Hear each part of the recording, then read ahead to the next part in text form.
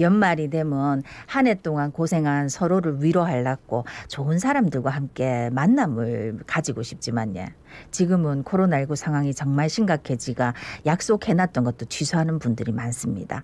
친한 지인들과의 만남 잠시 미루고 이 코로나19 심각해지는 거, 요 한순간에 심각해진 거 참 우리가 다들 막아야 되겠는데 방역 당국이 위드 코로나 그만두고 다시 고강도 사회적 거리두기를 시행하기로 했습니다. 어떻게 바뀌는지 알아보고 지금 코로나19 상황도 진단해 보겠습니다. 예, 대한가정의학회 코로나19 비상대책위원이죠. 동아대병원 한성호 교수 전화 연결돼 있습니다. 교수님 안녕하십니까? 안녕하십니까? 예, 안녕하십니까? 야, 전국적으로 7,622명 코로나19 신규 확진자가 어제입니다. 그리고 전날보다 확진자가 한 200여 명 줄었지만 위중증 환자가 사흘째 900명대를 기록하고 있습니다. 이거 정말 걱정입니다. 상황을 좀 진단해 주실까요? 예, 맞습니다. 지금 전국의 코로나19 신규 확진자 수가 7,000명대 중반을 계속 유지하고 있지 않습니까? 예, 예. 이게 중요한 건 확산세가 저는 더 증가하고 있다라고 판단을 하고 있는데요. 예. 위중증 환자가 사흘째 900명을 기록하고 있는 것도 굉장히 위기라고 생각을 합니다. 사망자는 지금 현재 오늘 62명이었고요.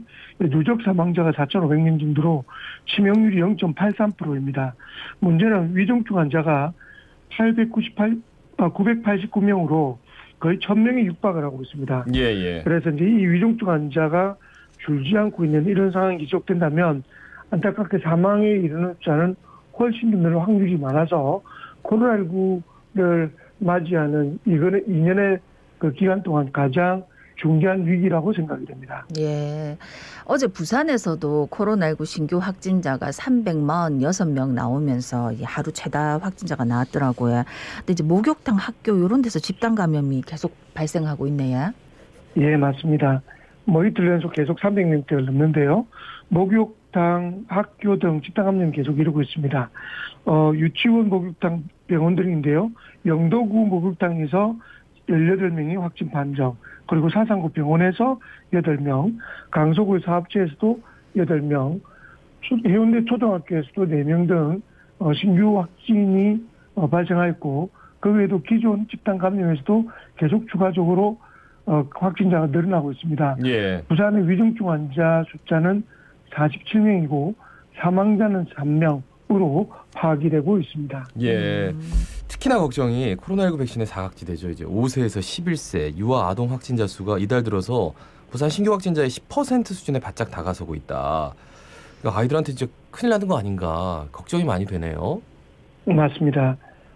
부산에 지금 5세에서 11세 확진자 숫자가 11월까지는 한 달 동안은 206명이 있는데 예. 이달 들어서 15일까지 보름 동안만 해도 338명, 전달보다 64%가 증가됐거든요. 예, 예. 거의 2배 정도의 숫자가 확진이 됐습니다. 이제 걱정이 되는 부분이 전체 확진자 중에 5세에서 11세가 차지하는 비중이 8.9%, 거의 10% 가까이 확진이 되고 있다는 거죠. 예, 예. 정부와 교육당국에서 12세에서 17세 청소년 대상으로 찾아가는 학교 백신 접종을 통해서 적극적으로 접종률을 높이고 있는데요. 근데 우려하는 것은 5세에서 11세 접종은 올해 중으로 사실상 어렵다는 겁니다.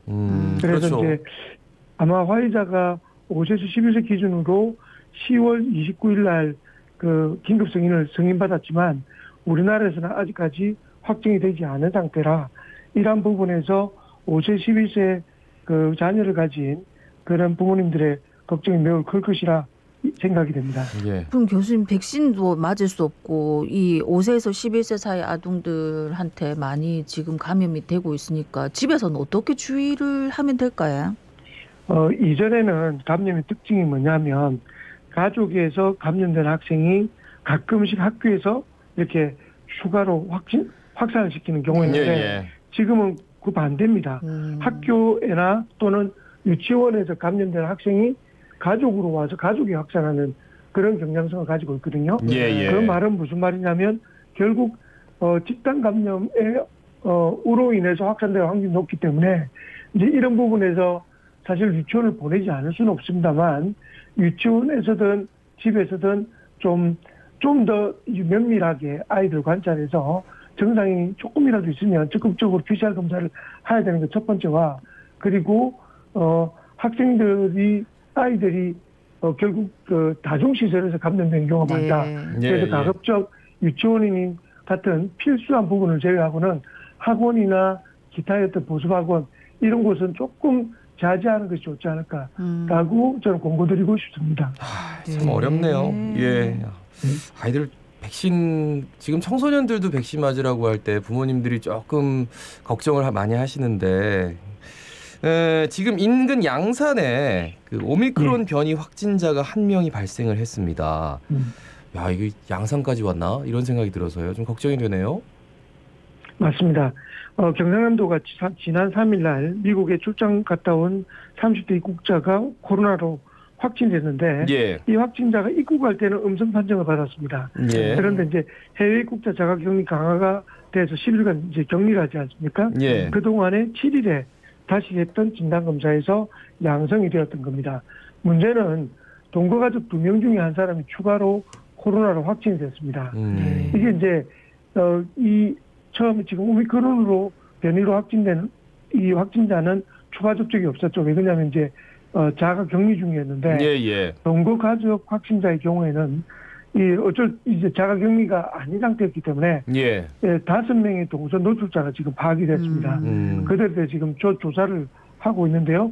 이와 같이 오미크론 변이가 워낙 감염력이 크기 때문에 이렇게 동거 가족이 또 통해서 확산될 확률이 굉장히 높고, 이 동거 가족이 접촉한 5명을 통해서 1명이라도 확산이 된다면 뭐 결국 경남이나 부산까지 확산될 수 있는 계기가 될 수 있기 때문에 굉장히 주의 집중하면서 지금 이 조사를 하고 있는데요.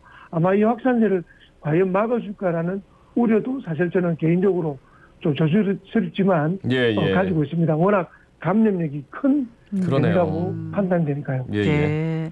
그래서 지금 상황이 이렇다 보니까 이제 내일부터 고강도 사회적 거리두기 조치가 시행됐는데 어떻게 바뀌는 겁니까? 오늘 18일부터 결국 이제 접종자, 미접종자 구분 없이 전국적으로 사적 모임은 4명 이하로 제한이 되고, 식당, 카페 영업 시간도 9시까지만 허용되는 것이 제일 큰 특징입니다. 이 이유는 뭐냐면 위중증 사망 환자의 절반 정도가 미접종자에서 생기고 있습니다. 그래서 결국 이게 어떻게 생각하면 미접종자에 대한 어떤 이 차별 제도가 아니냐라고 생각하는데 그런 게 아니라는 겁니다. 미접종자의 감염을 차단하고 개인 간의 접촉을 최소화해서 결국 사망자, 위중증자를 줄이자라는 것이 것입니다. 물론 이 원칙은 기존의 동거 가족이나 돌봄 시설이 있는 등의 기존의 예외 범위는 계속 적용이 됩니다. 만약에 이 미접종자가 만약에 이용하기 위해서는 PCR의 음성 확인을 하거나 18세 이하 완치자, 불가피한 접종 불가자 등 방역패스 예외인 경우에만 해당되고, 그 외에는 미접종자는 혼자 식당, 카페를 이용하여야 합니다. 유흥시설이나 식당 등은 9시 정도고요. 오락실, PC방 등 학원 등은 10시까지 운영을 하는 것으로 확정이 되었습니다.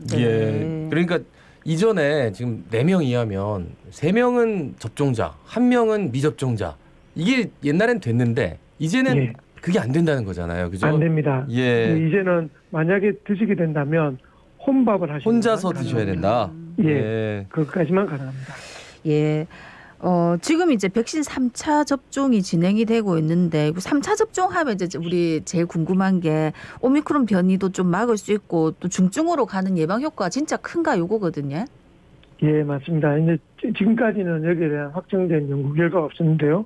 최근 영국 정부가 발표한 그 자료에 의하면 아스트라제네카 화이자 기본 접종 후에 화이자 백신으로 3차 접종을 할 때 델타 변이에 대한 백신 효과도 90% 이상으로 증가가 되고, 오미크론 변이에 대해서도 예방 효과가 70에서 75% 상대적으로 굉장히 높게 확인이 됐다고 발표를 했습니다. 특히 3차 접종을 한 사람은 2차 접종을 한 사람에 비해서 감염 예방 효과는 11배, 중증 예방 효과는 20배 증가가 된다. 그리고 또 하나는 우리나라의 경우에도 3차 접종을 했을 때는 중증 진흥도가 90%, 예. 사망은 현재까지는 100% 감소한다라는 결과를 발표했기 때문에 특히 60세 이상의 분들은 3차 접종을 더 이상 미루지 마시고 꼭 접종을 하시고, 특히 성인분들도 가급적 스케줄에 맞춰서 3개월이 지난 경우에는 접종을 꼭 하시라 강조를 드리고 싶습니다. 그러니까 저는 상대적으로 다른 사람들에 비해서 좀 늦은 게 뭐 방송한다고 이게 계속 미뤄져가지고 9월 이제 마지막 주에 겨우 이렇게 접종을 2차까지 마쳤거든요. 근데 아직 3개월이 안 돼서 오히려 늦게 맞으신 분들은 아직 3개월 안 된 분들은 근데 정말 맞아야겠다는 생각이 절로 드는 게 저를 통해서 누군가가 감염되고 또 돌파 감염이 된다 이런 생각하면 좀 끔찍하기도 하고. 말씀하십시오. 제가 그 말씀 드리면서 제가 강조드리고 싶은 또 하나는 백신에 대해서 특히 이제 청소년 백신들 요즘 뭐 워낙 이슈가 되고 있지 않습니까? 5세에서 11세 청소년도 어린 소아에도 미국의 경우에는 벌써 1차 접종 500만 명이 접종을 했고요. 2차 접종까지 완료한 5세에서 11세 소아가 200만 명입니다.